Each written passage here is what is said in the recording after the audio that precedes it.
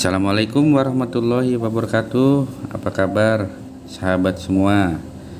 Video kali ini kita akan jalan-jalan menuju Sebulu, Kabupaten Kutai Kartanegara. Di video sebelumnya sudah dilihat ya, ada perjalanan menuju acara pernikahan dari Mas Rio Andriawan, ya adiknya yang nikah ya. Nah, tapi sebelumnya di video perjalanan yang sudah ditayangkan, kita banyak skip ya kondisi perjalanannya seperti apa. Nah, di video kali ini kita akan tayangkan perjalanan dari Samarinda melalui Tenggarong sampai ke Sebulu. Karena video perjalanannya cukup panjang, nanti kita akan bagi jadi beberapa segmen ya. Jadi biar teman-teman semua tahu, sahabat semua tahu seperti apa kondisi real ya perjalanan dari Samarinda menuju Sebulu, dan kita melewati jalur melalui kota Tenggarong. Ini adalah jalan Pangeran Suryanata. Ya, ini jalan utama sekarang untuk menuju kota Tenggarong, Kabupaten Kutai Kartanegara. Ruas jalan ini sudah cukup bagus ya, cukup mulus, bahkan banyak kondisi yang dicor ya. Dan ini kita sudah melalui daerah Bukit Pinang. Nah, di sini teman-teman yang lewat jalur ini, bagi yang kendaraannya dalam kondisi kurang prima, sebaiknya berhati-hati karena tanjakannya lumayan. Ya, bukitnya ini lumayan, cukup landai dan panjang. Ya, paling tidak ya gigi 2 atau gigi 1 nih kalau lewat sini ya. Nah, di sebelah kanan ini ada tempat pembuangan akhir sampah, namanya TPA Bukit Pinang. Tapi sebentar lagi kondisi TPA ini juga sudah penuh, sehingga akan dipindahkan ke Sambutan ya. Video soal TPA Sambutan juga pernah saya buat, bisa dicek di channel ini. Itu bisa dilihat ya, ada truk belok kanan ke arah TPA Bukit Pinang. Nah, ini adalah jalur roller coaster ya, kayak roller coaster. Jadi habis menurun ya, meluncur. Nah, setelah itu langsung menanjak. Kalau ada truk di daerah sini, teman-teman harus hati-hati ya, jangan sampai berada di belakang truk, kontainer, atau kendaraan-kendaraan berat yang lain. Khawatir kalau kita di belakangnya, sementara misalnya energinya terjadi loss atau nggak kuat nanjak, nah kita yang di belakangnya hati-hati, bisa diseruduk ya, bisa ditabrak dari arah atas. Jadi lebih baik menghindar, jaga jarak, jangan sampai kita berdekatan dengan truk atau alat berat yang sedang melintas di jalur ini. Terlihat ya tadi ya jalurnya ya, panjang banget, tanjakannya lumayan. Nah, setelah itu menurun lagi nih. Ini juga harus hati-hati.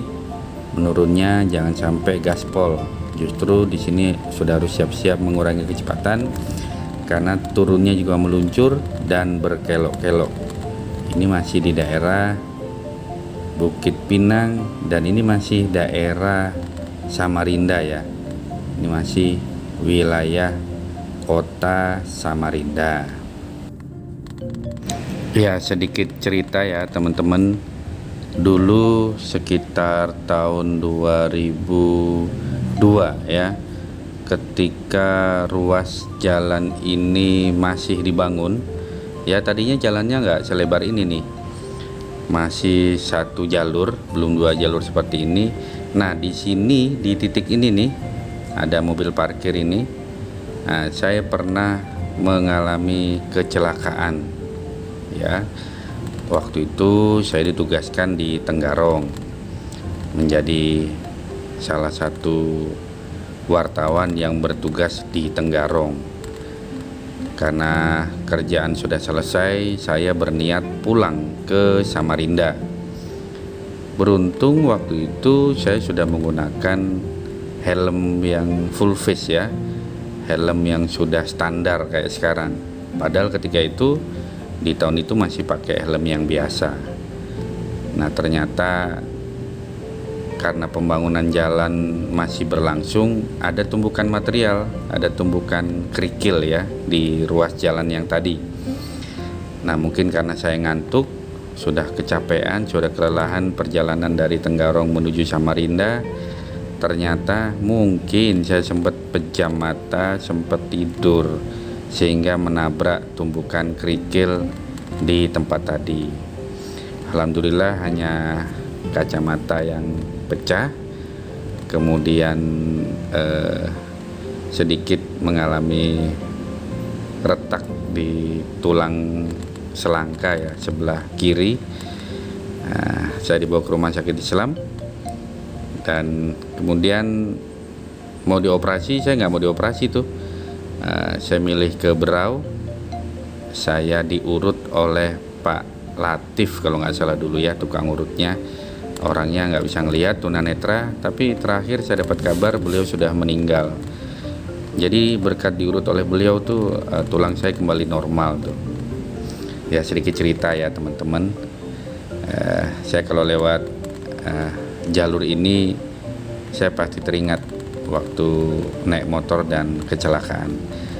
Itu waktu saya sadar itu sudah ditepuk-tepuk pipi saya sama ibu-ibu ya, warga di lokasi tadi, dan dia yang memberitahu bahwa saya jatuh. Dan alhamdulillah ya itu tadi, karena pakai helm standar, sudah helm full face, sehingga tidak ada cedera yang parah di kepala, hanya kacamata yang terlempar dan akhirnya pecah.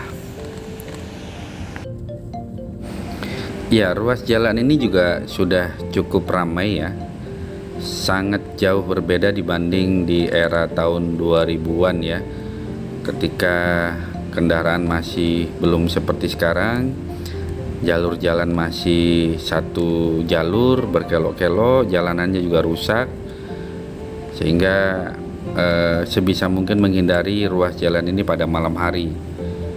Selain memang tidak ada penerangan jalan, gelap, juga rawan tindak kejahatan ya, tindak kriminal. Jadi lebih baik jalannya siang hari ya. Oke, dan alhamdulillah kita udah sampai Simpang 3. Ini adalah Simpang 3 Lembuswana, ada patung Lembuswana. Ini tanda kita sudah memasuki wilayah Kutai Kertanegara. Nah tadi di simpangan tadi ya, kalau kita belok kanan itu juga bisa tembus ke Sebulu melalui jalan atau desa Separi ya, melalui Tenggarong seberang ke Separi ya, ada ke L1, L2, L3 itu tempat pemukiman. Di sana banyak warga Bali juga yang berada di sana. Makanya ada yang menyebut di daerah situ juga Kampung Bali ya. Dan itu bisa dilihat dari depan rumah penduduk yang rata-rata memiliki tempat untuk beribadah di masing-masing rumah ya. Jadi ada kayak tempat untuk meletakkan sesaji atau sesembahan di depan rumah mereka ya, bagi warga Hindu Bali ya yang menetap di daerah ini. Nah cuman katanya memang melalui jalur yang belok kanan tadi itu kondisi jalanannya tidak mulus. Nah sehingga direkomendasikan sebaiknya lewat jalan Tenggarong ya, lewat sini. Nah, kebetulan saya juga belum pernah ke Sebulu lewat Tenggarong, belum pernah nyebrang. Ya udah, kita coba ya lewat sini. Sedikit mengulas masa lalu, ruas jalan ini dulunya juga adalah jalan setapak, jalan kecil, jalan perkampungan ya, menuju persawahan. Karena di kawasan ini sebetulnya dulu adalah daerah transmigrasi. Namun seiring perkembangan kota, setelah Kabupaten Kutai dimekarkan menjadi ada Kutai Barat, ada Kutai Timur ya, dan mulainya otonomi daerah tahun 99, membuat daerah Kutai ini mengalami kemajuan yang sangat pesat. Diakui atau tidak, otonomi daerah di Kabupaten Kutai ini membuat dana pembangunan menjadi berlimpah. Bahkan Kutai tercatat sebagai kabupaten terkaya di Indonesia. Karena itu kemudian Bupati Kutai kala itu Dr. Haji Syaukani Hasan Rais, Syaukani HR ya, sebagai bupati pertama yang dipilih secara langsung oleh rakyat, benar-benar membangun Kutai Kartanegara secara drastis ya.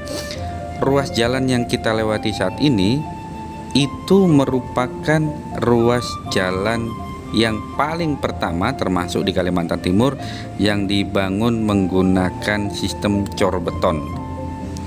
Jadi di awal-awal otonomi daerah ya, ketika jalan-jalan di kabupaten kota lainnya masih dalam bentuk aspal, baru ruas jalan inilah yang pertama kali dicor beton seperti jalan tol.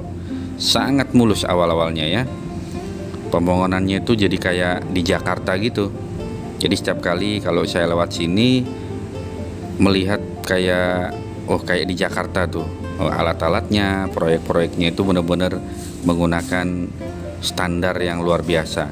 Nah, bisa dilihat ya, ini di daerah Tenggarong seberang ini jalanannya mulus, jalanan cor, dan ini adalah jalanan yang sejak awal otonomi daerah itu ya dibangun. Nah, bisa lihat ya teman-teman, mirip jalan tol padahal bukan jalan tol. Pemerintah Kabupaten Kutai Kartanegara pernah menarik retribusi bagi kendaraan yang melintas dari Samarinda menuju Tenggarong. Sebetulnya retribusinya untuk pemeliharaan jembatan ya, jalan dan jembatan sih lebih tepatnya, karena ketika itu memang pembangunan jalan dan jembatan di lokasi ini menghabiskan biaya yang cukup luar biasa ya. Retribusinya sebetulnya juga murah saja ya. Setiap mobil yang lewat itu harus membayar Rp1.000. Itu dilakukan sejak tahun 2003 ya. Saya kurang tahu bagaimana mekanisme penggunaan dananya, apakah betul-betul untuk pemeliharaan dana atau bagaimana.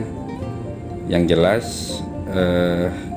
sampai 2009 retribusi itu berjalan, kecuali motor ya. Kalau motor lewat jalur ini tidak dikenakan retribusi, kalau mobil bayar 1.000. Nah, kemudian pada tahun 2009 Kementerian Dalam Negeri mencabut peraturan daerah yang mengatur pungutan-pungutan ini karena dianggap tidak jelas pertanggungjawabannya. Jadi mulai 2009 retribusi ini dicabut peraturannya oleh Menteri Dalam Negeri. Bagi Kalimantan Timur, Kabupaten Kutai Kartanegara ini memang memiliki sejarah yang sangat istimewa, sangat berbeda.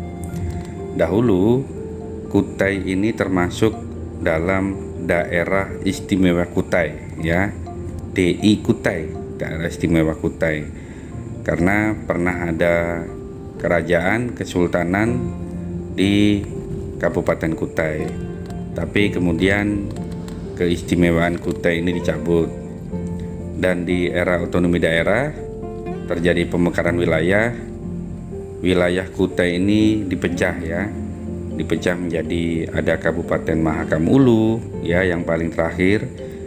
Sebelumnya dipecah Kutai Timur dan Kutai Barat. Kota Bontang juga sebelumnya masuk dalam wilayah Kabupaten Kutai ya. Dan Kutai sendiri akhirnya menjadi Kabupaten Kutai Kartanegara. Dan saat ini jumlah kecamatan di Kabupaten Kutai Kartanegara sebanyak 20 kecamatan. Awalnya 18, tapi di 2021 tadi ada penambahan 2 kecamatan, yaitu Kecamatan Samboja dan Kecamatan Kota Bangun. Ada penambahan yaitu Kecamatan Samboja Barat dan Kota Bangun Darat ya. Jadi Kota Bangun ada tambahan kecamatan, di Samboja juga ada tambahan kecamatan. Harapannya tentu dengan penambahan kecamatan di wilayah Kutai Kertanegara ini, rentang layanan kepada masyarakat bisa menjadi semakin mudah. Masyarakat bisa mendapatkan layanan cukup di kantor kecamatan saja. Ya, teman-teman, Kabupaten Kutai Kertanegara ini pernah masuk dalam kabupaten paling makmur menurut pendapatan domestik regional bruto per kapita pada tahun 2018. Posisi pertama pada tahun 2018 ditempati oleh Teluk Bintuni di Papua Barat dengan pendapatan per kapita 457 juta, ya. Kemudian posisi kedua Kepulauan Anambas di Kepulauan Riau dengan 400,86 juta. Disusul posisi ketiga yaitu Mimika di Papua. Posisi keempat ternyata adalah Kabupaten Kutai Timur dengan pendapatan per kapita 347 juta. Dan Kepulauan Seribu DKI Jakarta berada di urutan kelima. Sementara urutan keenam adalah Kepulauan Natuna dengan 274,20 juta di Kepulauan Riau. Nah, posisi Kutai Kertanegara di mana? Posisi Kutai Kertanegara itu berada di urutan ke-8 dengan 208,74 juta pendapatan per kapita pada 2018. Di atas Kutai Kertanegara ada Bengkalis, ya, Riau, itu lebih tinggi sedikit 263,86. Nah, kemudian peringkat 9 ada Kabupaten Tanah Tidung, Kalimantan Utara dengan 192,75 juta. Disusul Kutai Barat dengan 190,17 juta, ya, juga di Kalimantan Timur.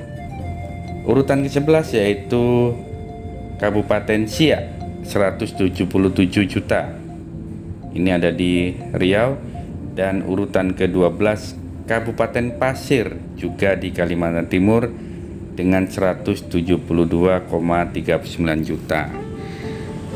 Nah, tapi teman-teman ya, Kabupaten Kutai ini tidak lagi masuk dalam daftar kabupaten kota terkaya di Indonesia berdasarkan perhitungan tahun 2020. Jadi Kabupaten Kutai udah lepas nih sebagai daerah terkaya, ya. 10 kabupaten kota terkaya di Indonesia pada tahun 2020 berdasarkan data BPS 2019 yang masuk dari Kalimantan Timur hanya Kutai Timur, yaitu 355 juta. Sementara kota yang masuk adalah Kota Bontang di bawah Kutai Timur dengan per kapita 329 juta rupiah, ya, pendapatan per kapita. Ya, kita kurang tahu ya apa penyebabnya kenapa Kutai Timur bisa mengalahkan Kutai Kertanegara. Tapi padahal ya gimana ya, Kutai Timur hanya batu bara, sementara Kutai Kertanegara ini ada migas juga ada, batu bara juga ada. Ya, mudah-mudahan daerah ini semakin maju ya, semakin berkembang, semakin makmur, dan Kutai bisa mensejahterakan masyarakat, ya, sehingga masuk lagi dalam deretan kabupaten terkaya di tanah air. Nah, ini kita udah siap-siap ya masuk wilayah Tenggarong. Bisa dilihat ini, begitu mau masuk wilayah Tenggarong, ini kondisi jalannya lagi kurang mulus nih.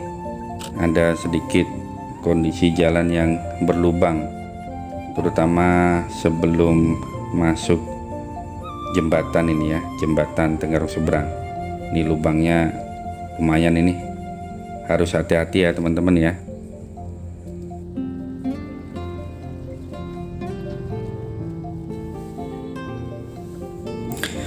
Nah teman-teman, akhirnya kita akan memasuki Kota Tenggarong. Nah sebelum memasuki Kota Tenggarong, nanti kita akan melewati Jembatan Mahakam. Ya ini sudah merupakan jembatan kedua ya, karena jembatan yang pertama dengan sistem jembatan gantung yang mirip Jembatan Golden Gate San Francisco Amerika itu runtuh pada tanggal 26 November 2011 pukul 16.30 waktu Indonesia Tengah. Ya, jembatan kukar yang ketika itu sedang dalam perawatan, ya kabelnya sedang dikencangin kalau nggak salah ya, masih proses pemeliharaan.